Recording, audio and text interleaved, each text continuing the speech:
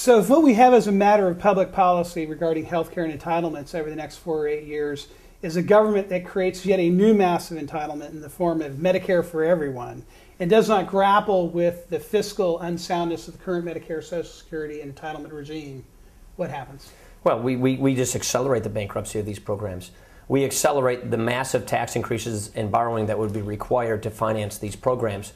And we literally accelerate the decrease in our standard of living.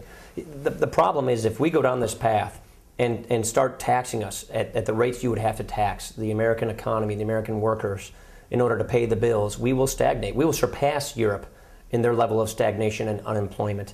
And so the reason I put together a fiscal roadmap is I believe we, conservatives and everybody else in Congress, need to come up with a plan, a fiscal roadmap to get ourselves out of this hole, out of this problem. And so what I have proposed is a specific plan, an actual bill that's been introduced in Congress with real proposals and real numbers to back them up. My plan does three things.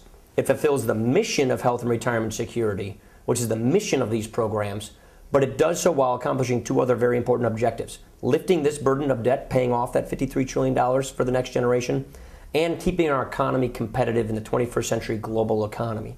So my point is we need a plan to pay off these debts, make this spending much more sustainable, change these programs to represent the realities of the 21st century, and make sure that we're giving the next generation a better standard of living, a chance at a better opportunity. Let's talk about the healthcare part of it. As you mentioned, Medicare is the biggest problem we have fiscally. 30-something trillion in unfunded liability right there.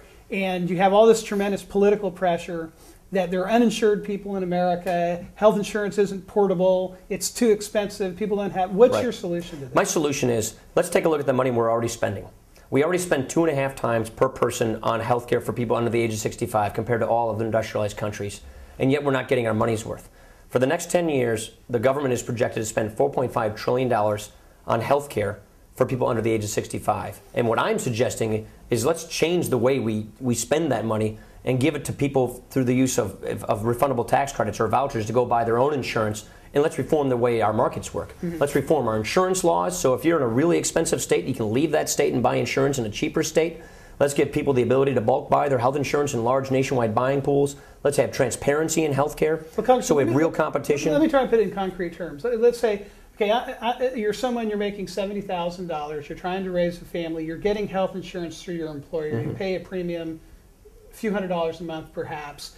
The Ryan plan is enacted into law. What happens? You would have a $5,000 tax credit, refundable tax credit at the beginning of the year to go toward your health care expenses. If you want to go purchase your own plan, your employer can still give you health insurance and deduct it off your employer's taxes, but we're not going to make people have to get health insurance from their jobs. The problem with the current system we have today... So you are not going to take away the corporation's deduction for buying health care. Correct. That'll still be there. That's right. So if someone likes the status quo, they can stick with what they've got if they like it. Right. But for all the other people in America who don't have health care given to them from their job, they now actually have assistance to go purchase health insurance, which they do not now have. Okay, $5,000 refundable tax credit. So if I'm that guy making $70,000 trying to, and let's say my federal income tax bill is $5,000. What happens? It's refundable, so it's $5,000 regardless of your tax liability.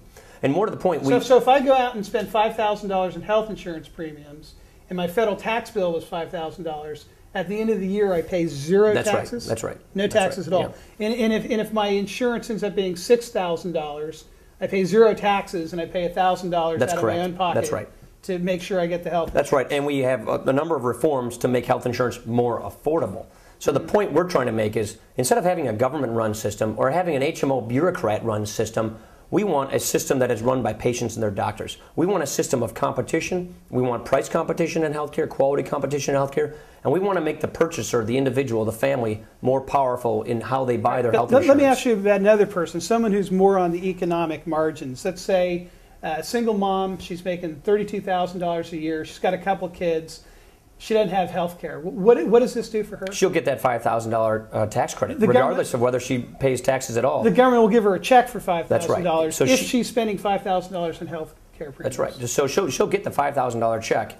And let's say she buys a plan that's more affordable and costs less than $5,000, she'll get the rest in cash. So she will be able to take that check and go purchase affordable health insurance through a buying pool in a different state, And so she will have the assistance that she does not now have. You have to remember, the current system discriminates against people who do not get health care from their jobs. We're saying let's equalize the tax treatment of health care so that we don't just support people who get health care from their jobs, but we equalize this tax treatment and give an equal benefit to people regardless of how they get their health insurance. So now you don't have job lock. So now you can take your health insurance with you from job to job that stays with you instead of having to try and get it from your particular employer. What would you say to conservatives who would argue that if you take $5,000 in tax money and give it to someone who didn't pay $5,000 in taxes to go buy health care, that basically is another welfare entitlement? Sure. We're already doing this. We already have Medicaid. We already have all these other programs. What this proposal does is it repeals the S-CHIP program, which does these things and goes toward a tax credit system. And we're basically proposing a private market system versus a government-run system. So this is in place of S-CHIP. This is in place of Medicaid. And what we're simply saying is let's give people more power to be consumers and go in the marketplace. Let's help those who are low income. We already do that with our tax dollars. And we're saying let's do it in such a way that we reward people for being good consumers, being good customers, and going into the market and buying health insurance that makes sense for them. Right now we're giving people cookie-cutter health care, substandard health care. Right now if a Medicaid person walks in the doctor's office, they got the stigmatism on their forehead. They're stamped basically as being a poor person. And what's happening is doctors left and right are dropping Medicaid patients. What I'm saying is let's get them private health insurance so they go on and get health care just like everybody else does.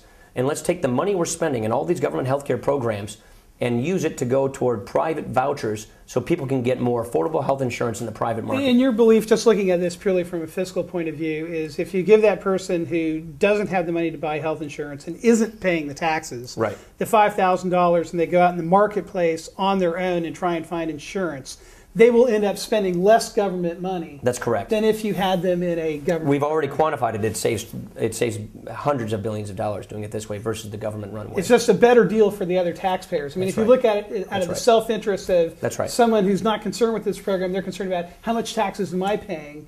What you're saying to them is by giving that person $5,000, you're actually saving money. It saves the government money. It saves taxpayers money. It reduces our debt. It reduces our deficit. And it attacks the root cause of health inflation at the same time, so we can go after why health care is costing so much money. Now, why do you think you can say that that program saves money and reduces the deficit? Well, number one, we're going after this whole notion of a third-party payment system. And under the third-party payment system, you don't care what things cost because someone else is paying the bills, and you can't shop around based on price and quality because you don't get that information or you're told who and where you got to go to by your HMO.